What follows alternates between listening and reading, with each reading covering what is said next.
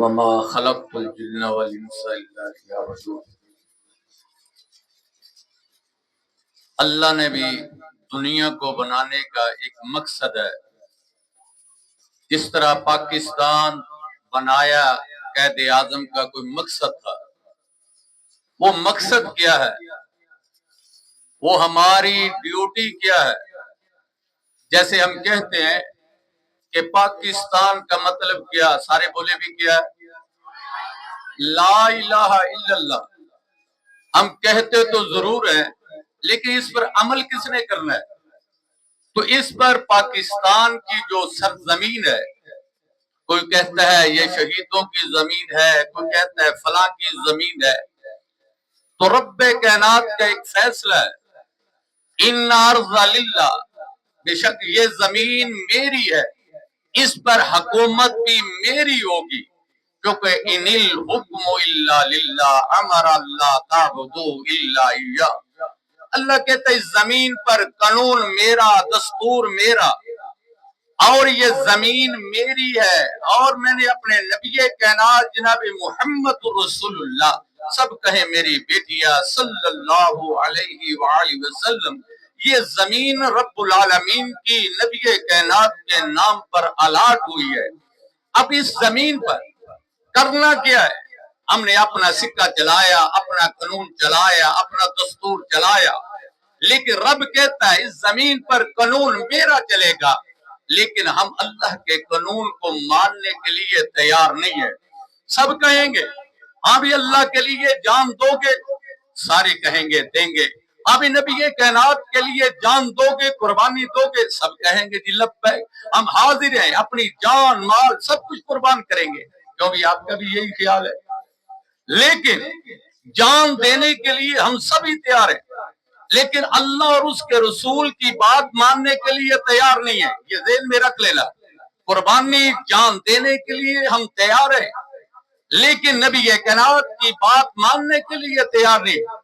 فرمایا اطیعوا اللہ و اطیعوا الرسول، اللہ کی اطاعت اور اس کے رسول کی اطاعت۔ دوسرے مقام پر من یطع الرسول فقد اطاع اللہ، جس نے رسول کی اطاعت کی اس نے اللہ کی اطاعت کی۔ اب یہ پاکستان جو ہے ملک، یہ پاک ملک اس کو کہا جاتا ہے، کیونکہ پاکستان کا معنی کیا ہے؟ ایک تو مطلب ہے، وہ تو مطلب ہے کہ پاکستان کا مطلب کیا؟ لا الہ الا اللہ۔ یہ پاک سرزمین، آپ مجھے یہ بتائے یہ پاک سرزمین رہی ہے؟ نہیں رہی، گناہوں کے ڈھیر، سب کچھ ہو رہا ہے، اللہ کے حکم کی نافرمانی، نبی کائنات کے فرمان کی نافرمانی جو ہے۔ تو اللہ پاک نے فرمایا میں نے دنیا بنائی، دنیا بنانے کا ایک مقصد ہے۔ کیا مقصد ہے بھی بتاؤ، میری بیٹیاں بتاؤ گی کیا مقصد ہے؟ اللہ نے دنیا انسان بنایا، کس لیے بنایا؟ وما خلقت الجن والانس الا ليعبدون۔ رب کہتا ہے میں نے جنات بنائے، میں نے انسان بنائے، کس لیے؟ الا ليعبدون، عبادت کے لیے۔ اب مجھے یہ بتائے اللہ پاک نے جو جو ڈیوٹی لگائی ہے ہم اس ڈیوٹی پر پورا اترتے ہیں؟ جیسے سر نے ڈیوٹی لگائی، یہ بچیوں نے انتظام کیا، اور اساتذہ نے اتنی محنت کی، جو بچیاں بولنے والی نہیں تھی وہ آج بول رہی تھی، مجھے خوشی ہو رہی تھی۔ سر پہاڑ صاحب، رضوان صاحب، یہ مس اقصا ہے، ساری ان کی محنتیں ہیں جو رنگ لائی ہے، محنت سے کچھ بننا ہے۔ تو رب کائنات فرماتے ہیں میرے جنات کی ڈیوٹی دے رہے ہیں۔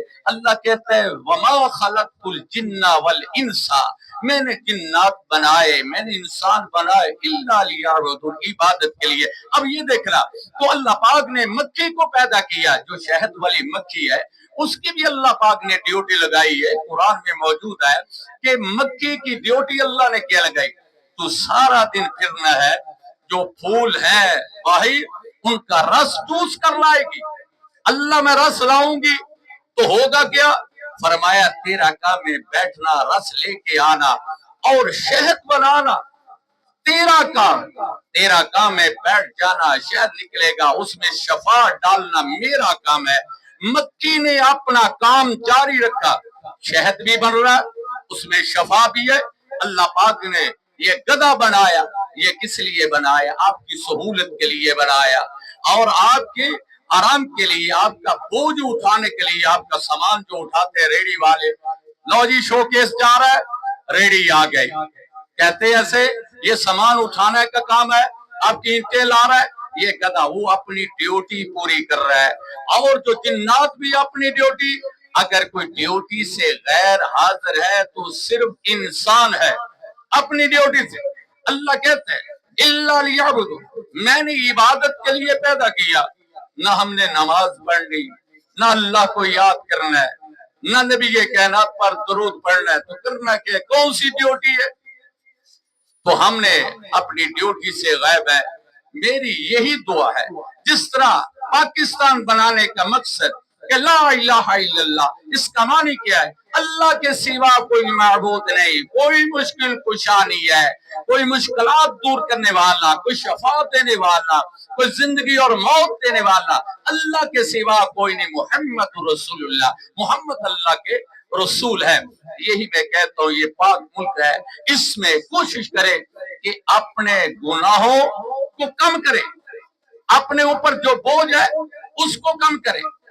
گھر والے کہہ دیتے بیٹا تیرے اوپر بوجھ بڑا ہے، اتنا بڑا بیگ لے کے جا رہی ہو، آج کتابیں جتنی پڑھنی ہے اتنی لے کے جاؤ، تو بیگ بھر کے جا رہی ہے، بوجھ ہلکا کرو، آج 3 کتابیں پڑھنی ہے تو 10 لے کے جا رہی، جو بھی آپ کے والدین کہتے ہیں کہ نہیں۔ اس لیے اپنے اوپر سے گناہوں کا بوجھ ہٹاؤ اور اپنے آپ کو سہولت دو۔ نبی کائنات صلی اللہ علیہ وسلم نے فرمایا 3 بڑا آسانی کا نام ہے، اس سے زیادہ کوئی بھی آسانی والا کام نہیں۔ یہ میں اپنی بیٹیوں کو صرف یہی بات کہہ سکتا ہوں کہ آپ اللہ اور اس کے رسول کی بات مانتے ہوئے، جو رب نے حکم دیا، نبی کائنات نے حکم دیا، جب ان کے حکم پر چلو گے پاکستان درست ہو جائے گا۔ اگر آپ حکمرانوں کے پیچھے لگے رہیں گے پھر آپ سمجھے اپنا آپ تباہ کر دیا ہے۔